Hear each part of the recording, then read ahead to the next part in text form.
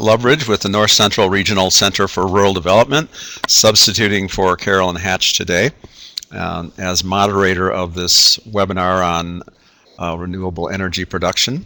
I'm pleased to introduce Dr. Tim Ellis. He's an associate professor in the Department of Civil, Construction, and Environmental Engineering at Iowa State University in Ames. He's also the executive editor for the Water Environment Research Journal, and he's been named Outstanding Government Civil Engineering person in the Iowa section of the American Society of Civil Engineers. And you've got his picture there in the orange hat. He's currently coming to us from Malta, so I guess this is a little bit of an international presentation in that way. I'd like participants to first just do a little background for us on where they're coming from and how they found out about the webinar. If you could all just quickly click these two polls that are coming up, and so we can get that taken care of. And then also this this third poll on what place you're from. Let me move that over so you can see more of that one. And then we'll go ahead and let's see if I can get all that on the screen. Looks like I can get most of it on there. And then we'll let Tim get started. So looks like most people have answered the first one. So let's see if folks can do the second one and then what state they're from. And maybe what we could do is, I can't get this whole thing on the screen, so let's just do, if you could put in the chat box which state you're from, that would be perhaps better. So let's just do that. Okay, so let's get that one off the screen. Okay, with that, I think we'll let Tim go ahead and get started. Welcome, Tim. Great. Thank you for the introduction, Scott, and welcome everybody. Glad you could join us today. Again, my name is Tim Ellis, and I'm an associate professor at Iowa State University, currently on a Fulbright scholarship at the University of Malta, where it's about 4 in the afternoon here. So I apologize for those of you who had to get up early for this presentation. We'll try to wake you up anyway. The topic today is high rate renewable energy production with the Static Granular Bed Reactor, and this is a technology that's come out of our work at Iowa State University. And in fact, I noticed several of the participants were actually students at Iowa State that had an opportunity to work on the system, so I just wanted to give a shout out to them as well. Today, I'd like to give you just a short overview of anaerobic digestion, give a definition of what we call high-rate systems, some of the developments that we've done at Iowa State University, some case studies, and then kind of a conclusion to wrap it all up. As an overview of anaerobic treatment,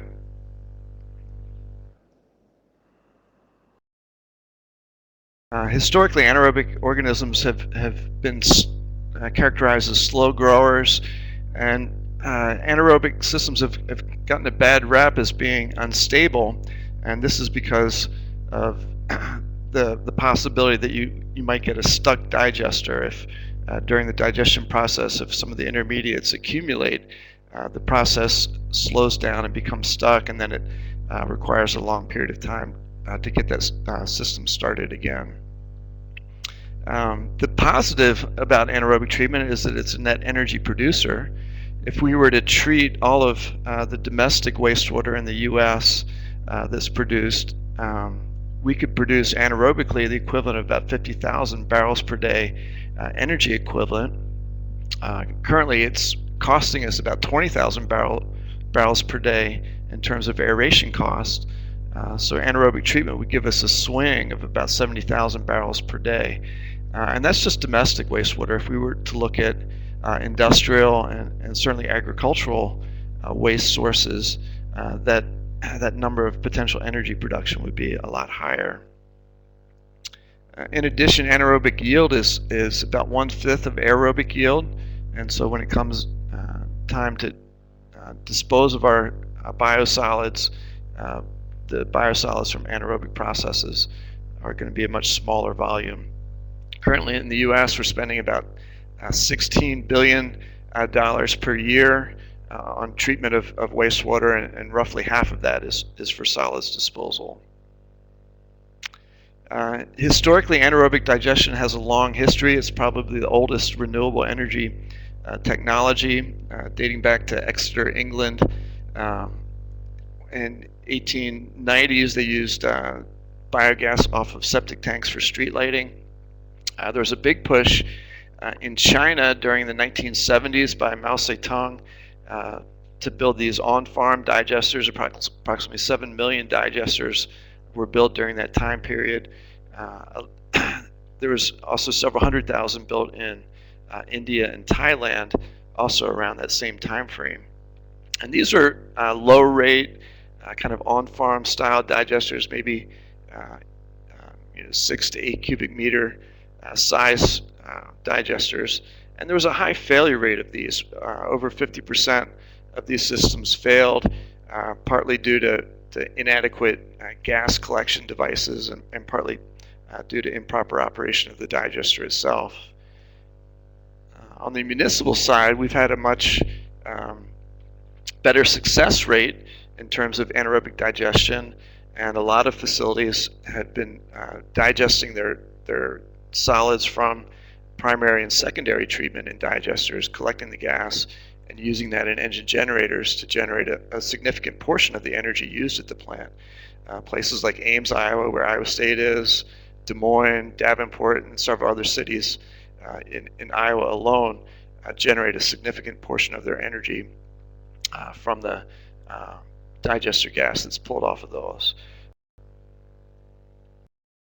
These tend to be low rate conventional digesters, and if we think of what we do with typical wastewater treatment plants in terms of aerobic treatment, we've characterized these as low F to M systems, high rate, low F to M. F to M is the food to microorganism ratio, and what we strive for in aerobic processes is to have a starved community of microorganisms, so that when we challenge those organisms with substrate, they're eager to utilize that substrate, and they utilize it very efficiently and consequently have very low effluent concentrations.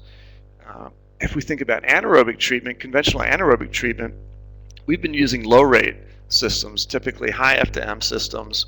We concentrate the food source instead of the microorganisms, and consequently it takes a long time to achieve the same amount of treatment. There are very few alternatives to conventional anaerobic digestion, and conventional anaerobic digestion requires long detention times, typically 20 to 30 days. We have to heat the systems, and we have to mix the systems, and all of these are to compensate for this low rate, kind of high food to microorganism ratio type of system. If we think about high rate systems, to get a high rate system, what we have to do is to separate the solids retention time from the hydraulic retention time, keep the solids in the system at a higher concentration. Once we do that, we can achieve a much higher organic load by retaining the biomass. And higher organic loads means that we can have smaller designs due to smaller reactor volumes. Historically, probably the biggest success story in terms of high rate digestion or low F/M digestion was the 1980s with Lettinga's UASB reactor. This is an upflow process that would wash out the flocculent biomass and led to the development of these anaerobic granules, or high activity dense granules that carried out the treatment. With this type of design, detention times of 1 day or less were feasible, so no longer do we need a 20 to 30 day detention time, but we could do the treatment in terms of 1 day or less. The downside of the UASB is it requires a low solids wastewater.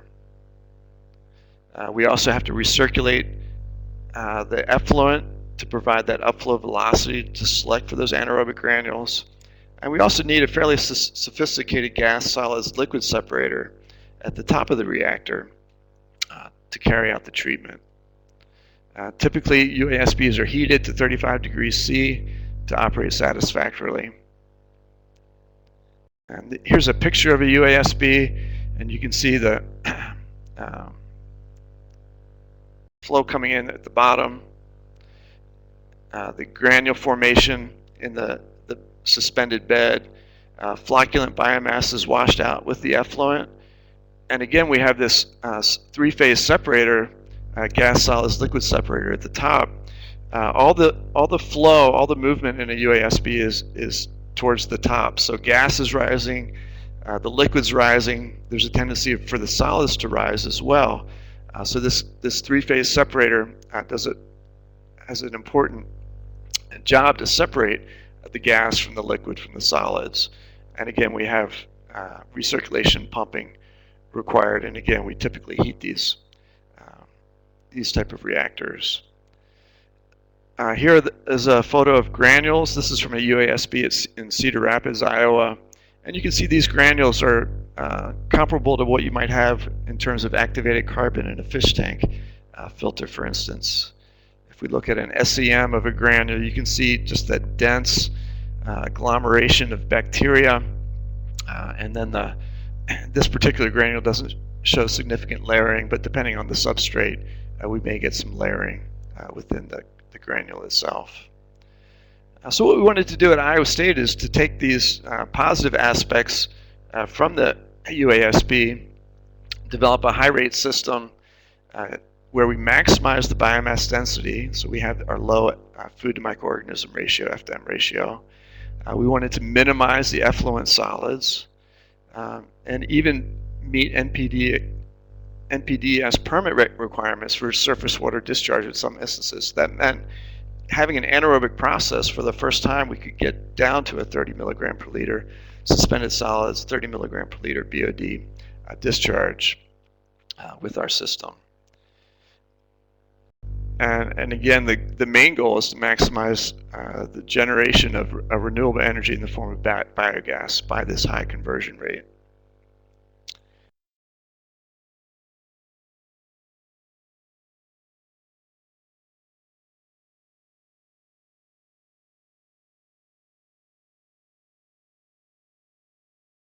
What we came up with is called the Static Granular Bed Reactor, or SGBR.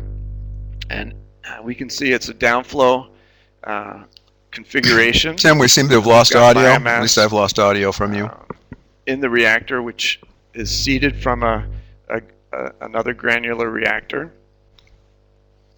We've got a submerged biomass and a gas-filled headspace at the top. And because we're in a downflow configuration, we've got excellent solids removal capabilities. We've got a gravel underdrain at the base, which keeps the solids in the system. With this configuration, gas is free to move to the top of the reactor.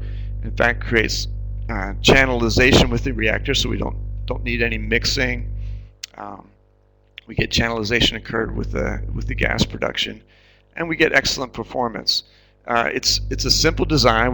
We've eliminated the need for baffles at the top. We've eliminated the need for any sort of mixers, recirculation pumps, and heating is not required because of the high biomass density that we have in this type of system. If we look at a comparison study of a static granular bed reactor versus a UASB, the SGBR is the solid line here. We can see at the lower organic loading rates, we get comparable performance to a UASB. At higher loading rates, we're actually getting significantly greater performance with the static granular bed reactor. And if we drew a line through our data, it might look something like this. And this is characteristic of what we see with the SGBR. We get a consistently high organic removal rate between 90-95% COD removal efficiency in this case. By comparison, the UASB, once it's challenged with a higher loading rate, will tend to drop off in performance. That was a synthetic wastewater. This is a slaughterhouse wastewater, actually from Hormel Foods company, their slaughterhouse in Austin, Minnesota, where the majority of Spam is produced. Again, we can see the SGBR here in red, producing consistently high organic removal rate over a range of organic loading rate concentrations. Compared with other systems, we can see as they're challenged with higher loading rates, the performance drops off considerably. We get a short reactor startup time. This is a slaughterhouse in Iowa. In just 2 weeks' time, we can see in the first 2 weeks we're getting already above 90% removal efficiency, both in terms of suspended solids and COD. That's because we're seeding the reactor with active granules, active biomass. So that startup time is to allow those granules to acclimate to the wastewater, and maybe we're rinsing out some solids, some small particulates in the reactor itself. And in just a short period of time, we've got a high efficiency, high rate reactor with a low effluent concentration. This is the performance data from that slaughterhouse study, and we can see at suspended solids concentrations ranging from around 1,000 all the way up to as high as 6,000, maybe even a little higher.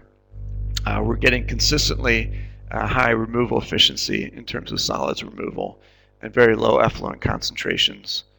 We can see here, likewise with the COD removal, consistently high COD removal across a wide variety. If we think back to the UASB, the limit for a UASB in terms of solids is typically around 250, maybe 500 milligrams per liter of solids before we overwhelm the system with solids.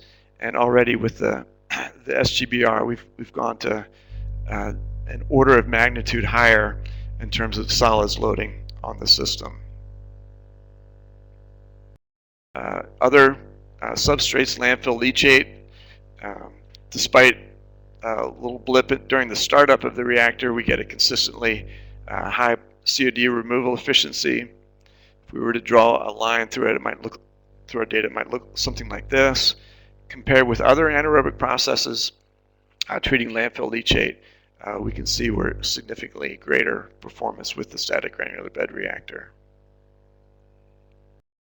Probably the most interesting study was done in Tulare, California, at an industrial facility there. They had an existing lagoon, which was a 7-day detention time bulk volume fermenter made by ADI. Here's another picture of their lagoon. And the performance of the existing lagoon varied anywhere from 40% removal efficiency up to the mid-80s. When the efficiency dropped down to the 40-50% range, it caused operational problems for them downstream of the lagoon, and that's why they wanted to consider an alternative to their lagoon. This is a shot of the influent to the lagoon.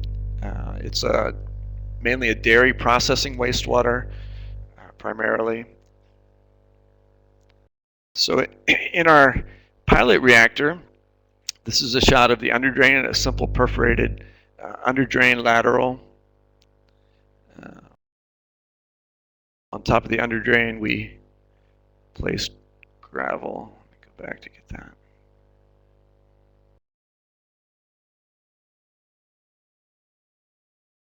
Okay, looks like I'm missing that. So on top of that underdrain, we placed gravel, and this is the completed reactor. The nice thing about this pilot study is we had the height of the reactor was comparable to a full-scale system, despite its relatively small diameter. Okay, here's the underdrain. The gravel over the underdrain.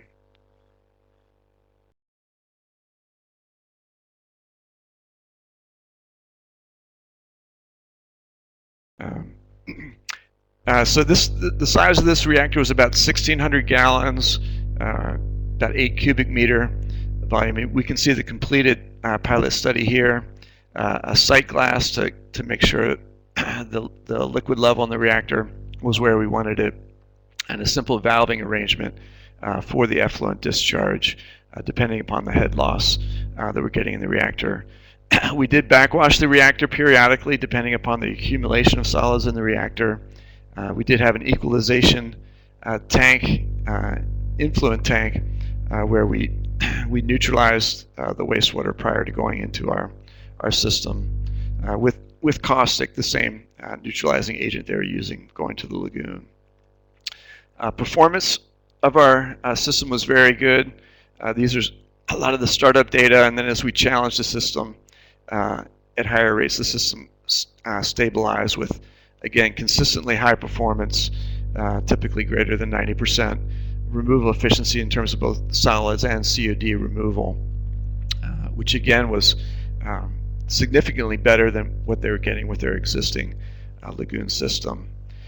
We did backwash the system periodically as our hydraulic retention time got lower. We can see we stopped the study at about a 9-hour detention time. We had to backwash more frequently. The overall backwash volume was less than 5% of the total volume of wastewater treated, so that kind of gives you an indication of how much backwash water is required. So in summary, with the SGBR, we've created a simple, effective, and economical method to treat a wide variety of municipal, industrial, and agricultural waste streams and produce a renewable stream of energy. Recirculation pumping, mixing, baffling, heating requirements aren't needed with the SGBR, so it's an extremely simple design. The stability of the system is ensured by its ability to retain biomass. We've measured SRTs anywhere from 8 to 20 years in our SGBR systems. So again, you can see an extremely low F/M high rate system with this ability to retain solids. Hydraulic detention times, typically we can operate between 12 and 24 hours for most scenarios.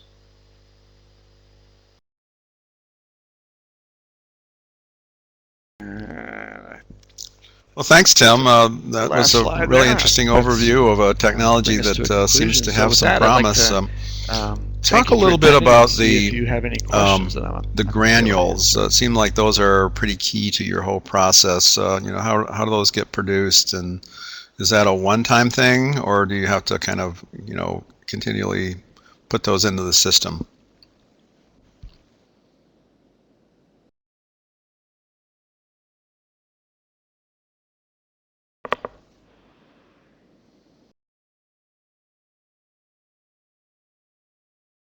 Yeah, that's a great question. Actually,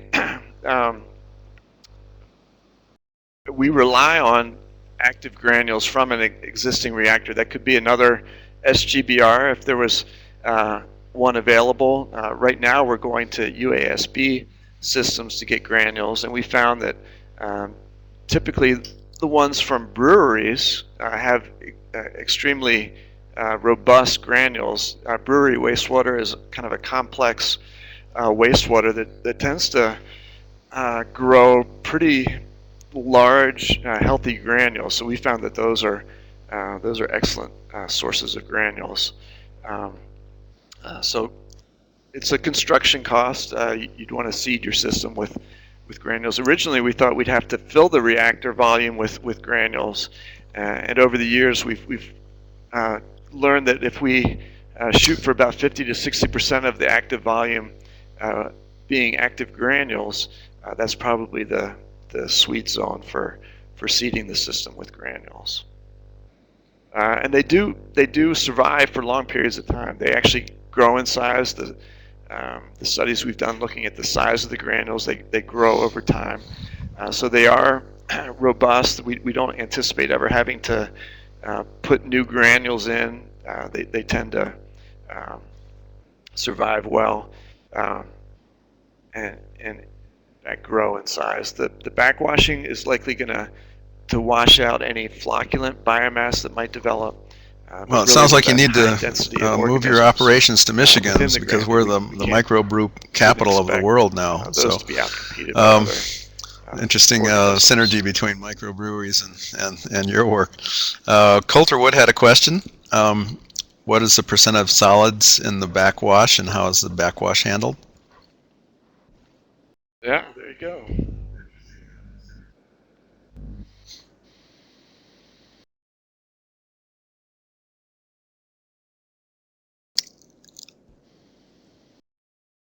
Yeah, typically we'll get maybe a couple thousand milligrams per liter of solids in that backwash.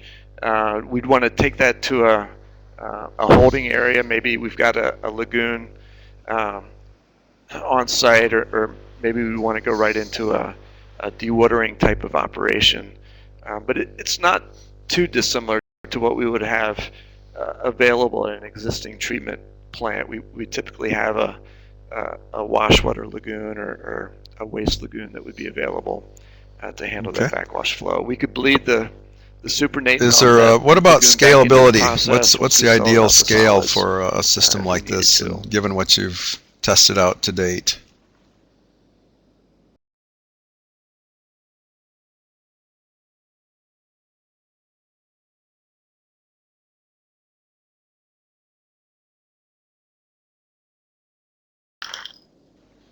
So ideally, we would have at least 2 reactors, so that if we had to take one out of surface temporarily to backwash it, we could divert the remainder of the flow to the other system. But with the Tulare study, we anticipate that would be a full height system, and the diameter really wouldn't affect the operation in that regard. So very scalable then. In other words, systems on the drawing board of very interesting. Anywhere from a couple 100,000 gallon systems to 1 million gallons or more.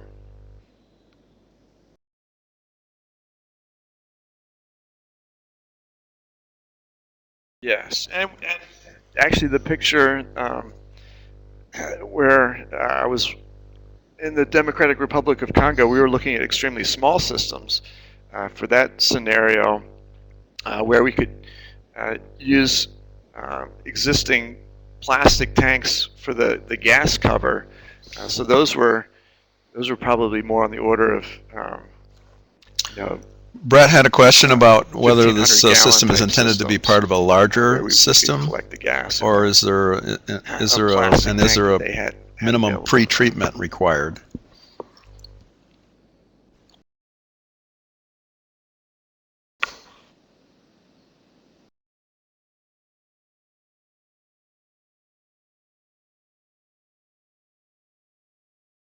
Yeah, so that's a good question.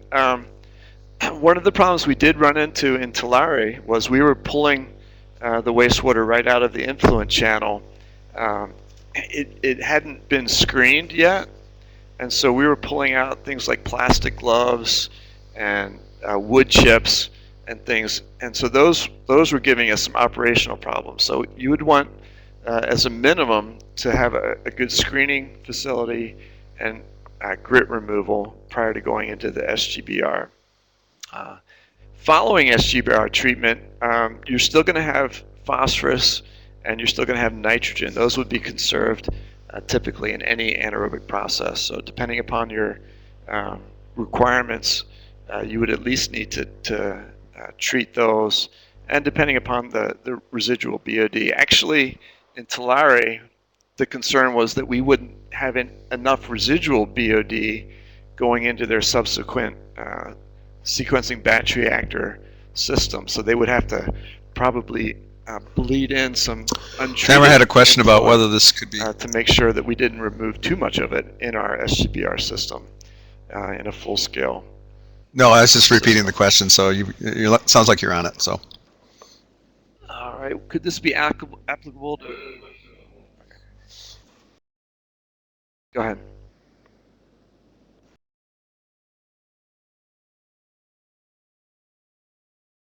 Yeah. Yeah, so this would be an excellent alternative to what they use in the Chinese systems that failed because of its high biomass concentration. It's very robust. We have rarely seen a system fail that's using this high concentration of organisms. Obviously, you want to protect the system from freezing because that obviously would impact performance. But as long as we have access to active granules, then we could downsize the system to an individual residential type system. What was the biogas generation with the ag substrate? I think maybe they're talking about the slaughterhouse. Not sure I understand the question. Yeah, so I didn't present data of how much gas. Could be. Yeah, I didn't actually present data of the gas production, but typically what we're getting off the SGBR is a mixture of methane and carbon dioxide, typically around 80% methane, 20% carbon dioxide, and that's going to be related to the influent concentration. So if we're getting 90% removal of COD in the system, that 90% is translated into gas production primarily. We'll have a little bit of loss with some dissolved methane in the effluent. We'll have some loss of COD with sulfate-reducing bacteria, and some loss of COD producing additional granular biomass. But the majority of that COD that's removed. Okay, well, I don't see anybody else typing. Oh, there's Brett has one. In the biogas. Can you answer Brett's?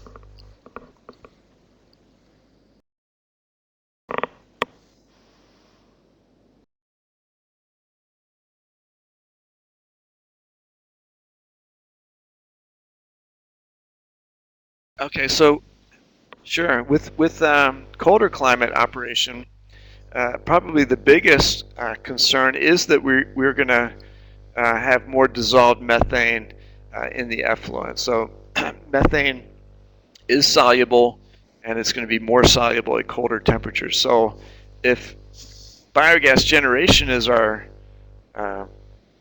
primary motivation, we'll have to consider that in colder climates. We will want to protect the system from having any auxiliary pumps or pipelines from freezing.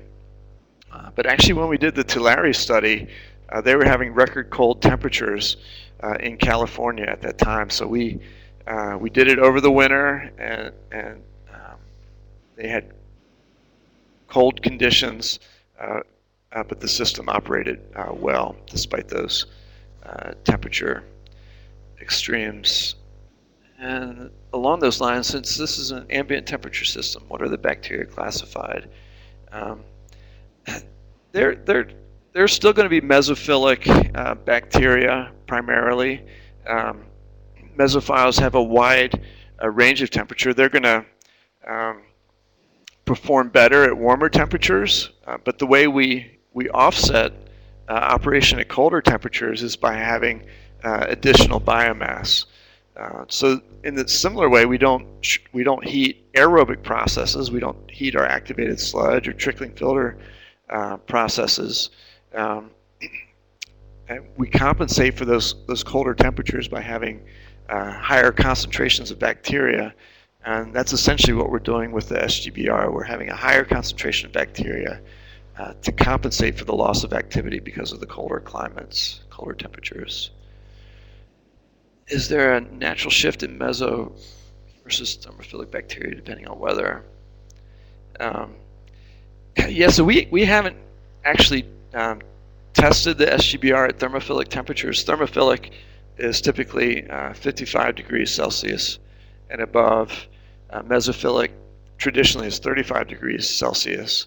And our system, in fact, we've never even tested it at 35 degrees Celsius. All of our systems have been at 25 degrees C or colder. I think at Tulare we got down to about 15 degrees Celsius. We've had some lab studies where we've gone down as low as maybe 5 or 8 degrees Celsius. So again, well, excellent, we're excellent simply presentation, compensating, overview, interesting for the loss of activity technology. at the colder temperatures by I'm having not seeing additional there. Normally, the system bacteria. tells me if people are typing, and I'm not seeing anybody typing. So I think we may have come to the end of our questions. I do appreciate your presentation, and it looks like a valuable contribution that you have here. And sorry that Carolyn couldn't be with us today to moderate, but hopefully it's been okay.